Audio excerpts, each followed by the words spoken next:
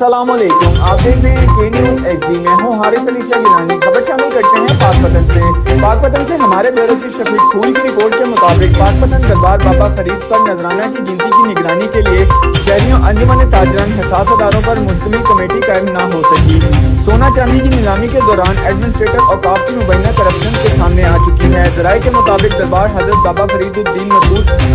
گن شکر پر ایڈمنسٹریٹر اوقاف ضیاء مصطفیٰ کی سرپرستی میں عقیدت مندوں کی جانب سے دیے جانے والے نذرانے کی رقم اور سونا چاندی سمیت دیگر زیورات کی مبینہ طور پر خرد فروخت کیے جانے کی اطلاعات ہیں۔ گزشتہ روز سونا چاندی کی نیلامی کے دوران ایڈمنسٹریٹر اوقاف ضیاء مصطفیٰ کی جانب سے مبینہ کرپشن بھی سامنے آئی ہے، جس پر شہر کے تاجر، سماجی تنظیموں، سول سوسائٹی شہریوں نے مطالبہ کیا ہے کہ دربار حضرت بابا فرید پر نذرانے کی گنتی کے دوران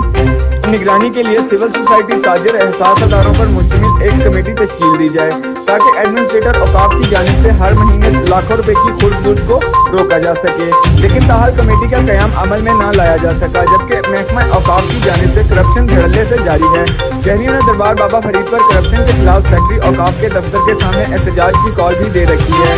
شہریوں نے وزیر اعظم پاکستان، وزیر اعلیٰ پنجاب، سیکرٹری اوقاف و دیگر متعلقہ حکام سے مطالبہ کیا ہے کہ دربار حضرت بابا فرید پر نذرانے کی گنتی کے دوران مانیٹرنگ کے لیے کمیٹی قائم کی جائے تاکہ کرپشن کے سلسلے کو روکا جا سکے۔